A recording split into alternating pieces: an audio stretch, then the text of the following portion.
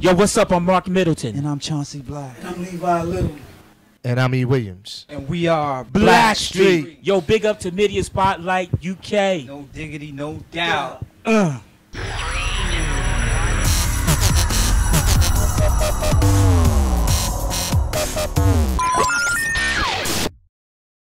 Right, here we are backstage with the legendary R&B group Blackstreet at Jazz Cafe. Guys, how are you? Yeah, great. We're great, man. Great. Thank you for having us. So you literally just came off stage like 5 or 10 minutes ago, still in the outfits, still in the sparkling jackets, loving it. How was it tonight in the legendary Jazz Cafe in London? Yo, man, it's awesome. The fans always show us love here, you know what I mean? But what I like about this is it's such a small setting, right? But it felt like 5,000 people was out there. Everybody was just having fun, singing the songs, dancing, and just enjoying the vibe. Like, you know, like we all family. You know what I mean? That's exactly what it is. Like, so we love London. How did this tour come about? You've been on a few dates already, but it started last week, I think it was. Yeah, it started. What? This is our fourth show, right? Yeah. This is our fourth show. But this came about when we was, you know, I got a call from an agency that wanted to, you know, do a tour because he felt it was needed. Yeah. You know, the fans love us here, but he wanted to do intimate settings just to let people know we are still out here and we still love entertaining. Yeah. You know what I mean? So our next mission is to come back with a band and really just show them what we are all about, you know what I mean? But we had such a great time. You know what, I was very rude. I didn't get you guys to introduce yourselves. So you want to take it from left to right here? Yeah. Huh? If you want to introduce yourself, yeah. I'm Mark Middleton. Chauncey Black. I'm Levi Little. And I'm Eric Williams. And we are Blackstreet. Yes, yes. But you guys were sounding amazing, almost like probably like the early days, you know, right through till you were singing those classics from 93, 96, 97, in between. Like how much practice are you putting in all the time, or can you rest your voice? You know what? We haven't practiced. You know why? Because you're legends. Thank you, man. We appreciate that. But because, you know, Blackstreet, the brand is bigger than each and every one of us. Yeah. So, but together, collectively, we've been on, all of us been on the stage together, in the studio together. You know what I mean? We've been out here doing this. It's just a natural feeling that we get, and we just do it. You know what I mean? It's all about making sure the people are happy. You know, we pretty much we know each other. Absolutely. Yeah. You know, when the show comes up, actually we all live in separate places. So right. When it's time for a show, we fly in. We just get together. Yeah. We just get together. But we are going to take time and really practice. Yeah. You know, this is all right, but we know we can really perfect what we do. You know what I mean? Take it to another level. Because we're going to talk about the new album later, but assuming when that comes out, you guys will be back out here promoting that. Absolutely. Yeah. Absolutely, man. So before you come on stage, do you guys have a Blackstreet ritual, something that you do? Well, we always get in prayer. Yeah, because you guys come from obviously the gospel background as well. Yeah. Absolutely. So you get in prayer and you just give thanks to the for safe travels. For just blessing us to be here. You know, who are we without him? Yeah. You know? So this is your third and final date in London. Every night, practically sold out. Yes. Sweatbox in there, but it's amazing. I mean, I'm just wearing like a jacket. You guys are wearing the whole outfit. But London, you've been here like many a times from back in the day. So, what's the difference? Is the passion still there? The passion still there from the fans? Oh no, the passion is still there, and that won't ever change. Exactly, and just because the Jazz Cafe has so much history of artists coming here and really doing it. Yeah, you know, like Stevie Wonder, Jill Scott. Who else was here? It was so many. Yeah, you know, quite a few. So many. Quite a few. Yeah. We had to do it. You know what I mean? We said, Trevor Nelson, obviously from the UK. So he's played here many a times, and he's got a lot of artists here as well. So Jazz Cafe is legendary. Right. I want to talk about the '90s because you took us down memory lane, and when we talk about R&B, we talk about hip hop. Everyone knows who knows music that was the golden era. Right. Particularly for R&B, why was it the golden era? Why? Because you guys were right in the midst of it. So why would you say? It was real music, real writers, meaningful songs. Yeah. It was all about love. It wasn't just about the sex and you know, I want to hit it, run. It's all about The hit and run. you know what I mean? Yeah. We love something to the imagination. Right. Yeah. You know, But it was a time thing too, you know what I mean? Yeah. It was a time, you know, that everybody was able to be, you know, original and yet not, you know, far from each other. Yeah. And in the 90s, if you notice, we respected, you know, the groups before us. We respected Yeah. the That's great right. singers before us, the great producers, you know, before us. Like we learned from them, Yeah. and then we take it and made it our own.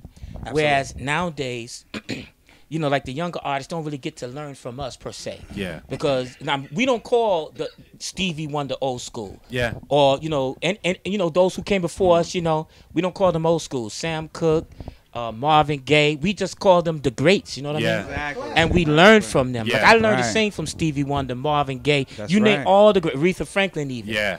You know, soul from Aretha Franklin. Absolutely. Look at But the Charlie artists Wilson, after man, us, you know what I mean? Charlie Wilson, Yeah. That's right. That's right. Peabo Bryson, you name it. That's right. That's right. All the great singers. And so, but now they call us old school. Like Yeah. what? I mean, are you serious? Like when you guys were out That's there. because these guys are not educated with everything. They don't allow themselves to get educated. Because if you look at Coca-Cola is not old school, it's classic. Exactly, people And still classic buy it never like it's dies. new. Exactly. People See, still just buy a Coca- mindset, Yeah. and that in Yes. the '90s was a mindset. Yeah. Exactly. And you know, so we, you know, I'm grateful for all the young artists that's out there. I mean, they really talented, and they doing their thing, you know. But hopefully, we get to keep doing this, you know. Yeah. And hopefully, you know, the creativity that was in the '90s will continue, you know, on into the 2000s and farther. Not to belittle what they're doing, because Yeah. that's needed too. They have to express themselves as well. I think But it's a I great mean- time for them. You know what I mean? If you look at the way music is going with the streaming and everything. Yeah. Yeah. You know what I'm saying? I mean, when we came out, you had to manufacture your product. Of course. And all that stuff. Now you don't have to do that. I mean, you can actually do a record and actually upload it. Content is what it 10 is minutes right is now. on. Yeah. So with us being guys that, you know, been seasoned and learned from the older guys, we pay homage to that. You know what I mean? And what's great about it is we got a chance to be in that new genre too. You know, with the way business is going. Yeah. And I really believe that, you know, the younger generation has to pay homage to places like this that can gather the real fans. You know what I mean? That's why we're packing here every night, man, because they knew, you know, one person said, hey, man, you got to go see these guys. Or the next night you got to go see Yeah. them. You know what I mean? So I think, you know, like, for real, I think they need to get off their high horse like a Beyonce and come in here and just do it. Exactly. That's showing yeah. them love, because you'll see how many the gathering for it. You don't know Oh, she your did history. this. She did this for, you know, for London. Like that's impressive. Yeah. You know what I mean? But she could.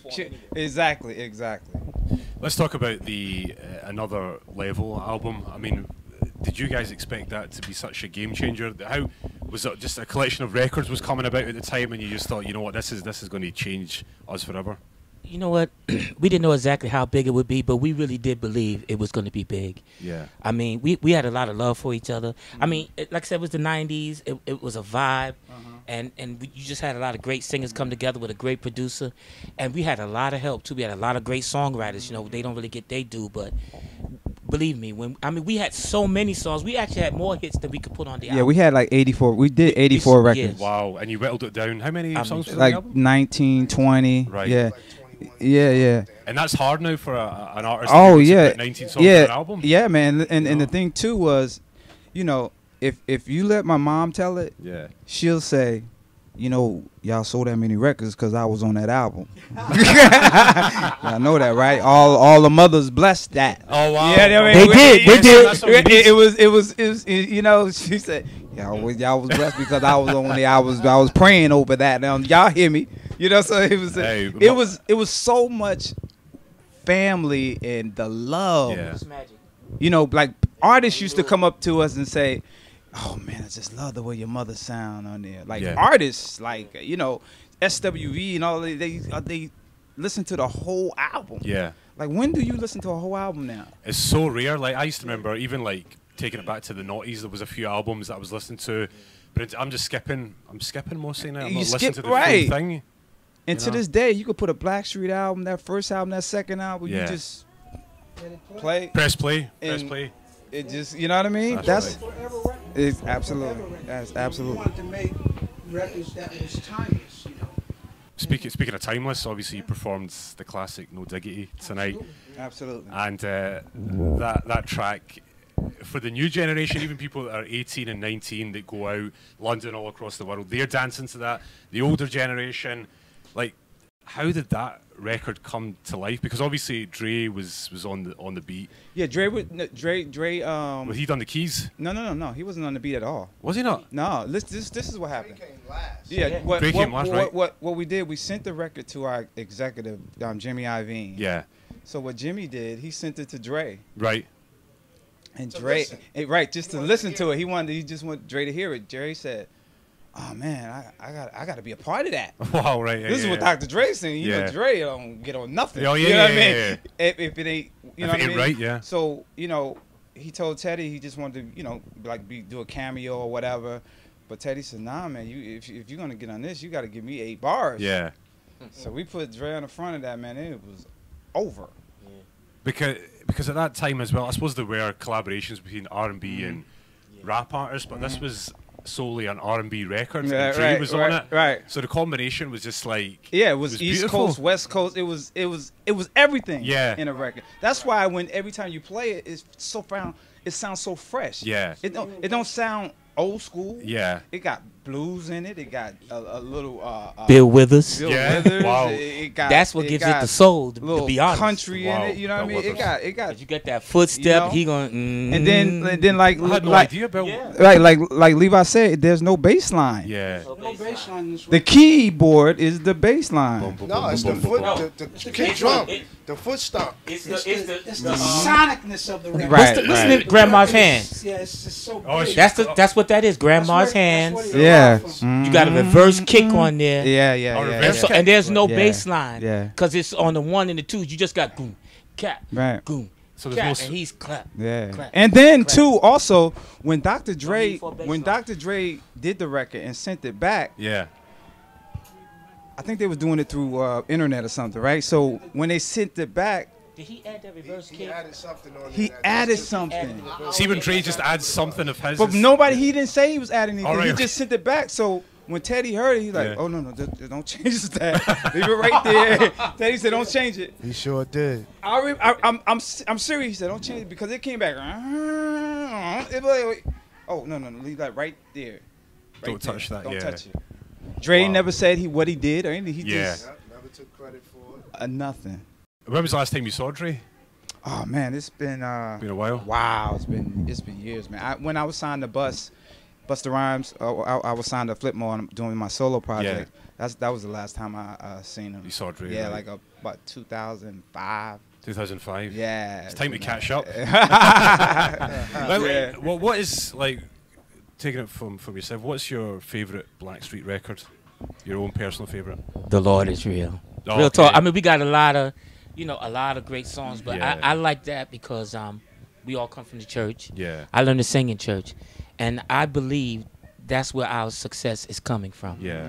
You know, God's favor, and not to be corny. It's just real. You know what I mean? I think that I notice a lot now that people are they sort of putting God to the back Yeah. when he should always be to the front Of because course. Absolutely. you know he's the greatness of a nation. Yeah. And so that's how we really did it because our faith in God, and like you said, you know, our mothers raising us up in the church, our fathers, and that's what's keeping us right now. That's the only way we can I do was it. going to ask, like, sorry to interrupt, but having the course of church, it's good guidance. It gives you a path. Was that right? Yeah. Right. And you treat everybody right, and Yeah. you're appreciative. That's another thing.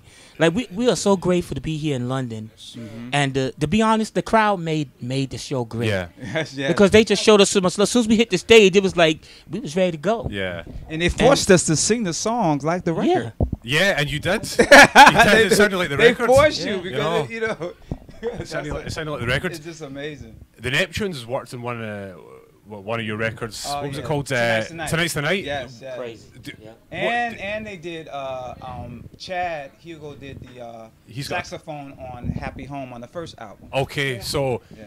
Were you guys in the studio with them at the time? Absolutely. So Yeah. what was it like witnessing them at the early stage of their career? Yeah, those Well, guys- you know, Teddy kind of discovered them because he used to do a talent show at Right. Pharrell's school where he used to go to. Which was next door to right. the studio. Oh wow, They right. had Yeah. Princess Anne High School Yeah. was right across the lake. Teddy used to do a talent show every year. Okay. Pharrell and Chad and all those guys came up there. They won. Teddy invited them to the studio. Then that's when Pharrell's career started jumping up. Teddy signed him as a producer and everything. So that's how it happened. That's incredible. We speak about Dre and you know, the Neptunes, and speak about Teddy. I mean, what was the best thing you learned off Teddy? Man, you know what? It was with me. It was production. Yeah. You know, the business. You know, because I used to be with him like just his partner. Yeah. Just going through these meetings and everything like that, and just understanding the business side, so you know we can be where we are right now. And any memories of what's your favorite memory of Tupac? Because he's one of my favorite artists. Oh man. Because you guys have saw it all practically, you know. Yeah, did you spend a lot of time with Pac? Well, we were on the same label. So Yeah, that's right, of course. Yeah. I think my best memory was him coming in the studio when we were in LA, just hanging out with us. Yeah. And he was such a great soul, man. The guy was very cool and down to earth with us. You know? Yeah. So the tour continues on throughout Europe, but you've completed your London set. Let's talk about the album. I mean, when can we expect it? Is it a summer project? Man, we're trying to do it late summer. Really late summer, yeah, okay. Late summer. We just want to get off the road and really, really knock it out. Yeah. And so we can get back on the road. Yeah. Get some good rehearsal in. Yeah. You know what I mean? You know, and put together a real show, because Right. like we can do this, you know, from having the experience and just having the professionalism. Yeah. But it's so much more that we can do, you know, especially with a band. Right. That's when we do our best work. Right. Yeah. Like we Live with a we band, got so yeah. many songs, you know what I mean? Like we got to get to those as well. Well, it's time to bring back some good quality R&B, and we're looking forward to That's it. what And we're gonna do, man. congratulations on all your London dates. I'm sure the rest of the tour will be amazing. Thank you so much. Bless man. up Blackstreet. We love you, London. Thank you so much. Peace. Mwah.